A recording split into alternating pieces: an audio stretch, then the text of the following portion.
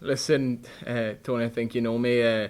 Captaincy, not captaincy. It's a massive honour to wear the armband for this country, but it's not something that my ego needs or anything like that. I'm always about what's right for the team, what's right for the players, and when I come in, armband, no armband, whatever the case may be, would have been, it wouldn't change my commitment to the cause for Ireland. So obviously it's nice the manager said that, but it's not something that I was worried about or thinking about when there was a change of manager. No. Of course, once again, though, it's the Seamus Coleman versus Matt Doherty dilemma for Stephen Kenny, I suppose.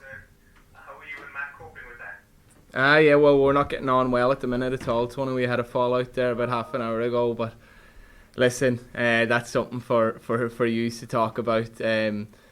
I come away and do as best as I can for my club. Obviously, the first couple of games, the manager chose to go that way with Matt, which no problems for me. It doesn't change who I am, what I do.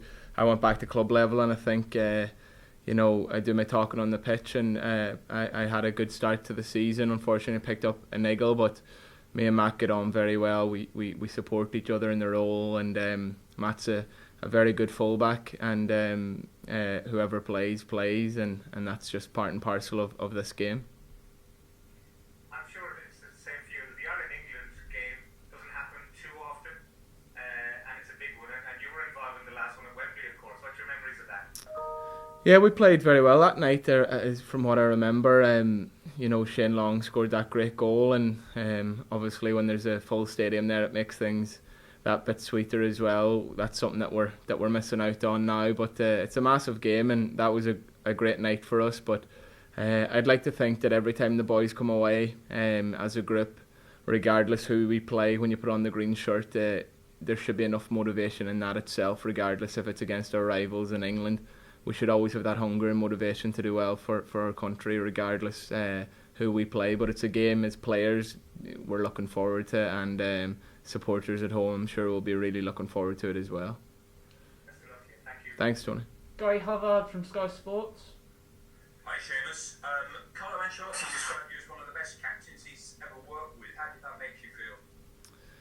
Again, listen, a manager of that regard, it's a massive compliment, especially the players that he's worked with that are captains. But again, I'm not doing anything special. I don't think as a captain I'm expecting the principles to happen on a daily basis. Your standards around the place, and I feel like being at Everton for so long, it's been my job to try and keep the standards up. And unfortunately in recent times we've had a change of manager on so many occasions, but it's important to try and just keep that morale going and let people know what it means to play for the football club. So for a manager like that to acknowledge the efforts that go on behind the scene, because sometimes I think fans maybe can only see what goes on for the 90 minutes, but for a manager to maybe acknowledge what has to be done on a daily basis, it's a massive compliment, and one that I'm grateful for. We see players into their 30s sometimes retire from international football to sort of protect themselves for the club game. Is that something you will ever do? Will you carry on till you drop, or will you consider the time where it's maybe time to call it a day? No, I don't. It's not something that's in my mind. I think I'll be one of them players that will put myself forward at club and country level till I'm not picked. I don't think I'm important enough. I'm not as high profile as a Robbie Keane to have a retirement. I think whenever a manager decides to stop picking me at international level, that'll be entirely up to him. But it'll not. I don't think it'll be a case of me saying I've had enough. But hopefully that won't be the case anyway. I'm enjoying coming away with Ireland, and I love playing for my club, so we'll just see what that brings. But at the minute it's not something that I'm thinking about. Thanks, Seamus. Thank you. Okay, Bernard O'Toole from Virgin.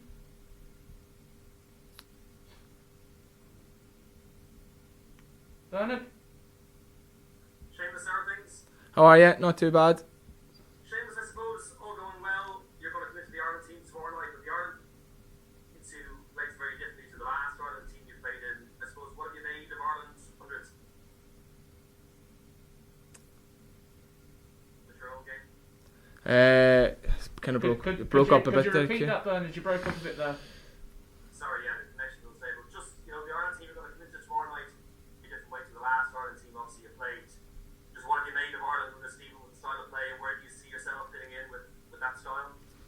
Yeah, listen, I watched from home, unfortunately, against Slovakia, which was disappointing for everyone involved. It was a very disruptive week, and sitting at home wasn't great to be watching it either when I wanted to be there. But I thought the lads played ever so well on the night and were unlucky on penalties, and you can see there's a different style of play, and the lads have been kind of controlling the ball a bit more. But ultimately, we do want to win the games, and coming into a different style of play, I've had 8 or 9 different managers at club level as well, so it's not something that I'll find any somewhat different. So I'm looking forward to it if selected, because it's been enjoyable to be around, and as I said, the performances in the games have been good. We just haven't managed to get that goal, which has been the disappointing bit, but I'm sure it'll come because the lads are doing well.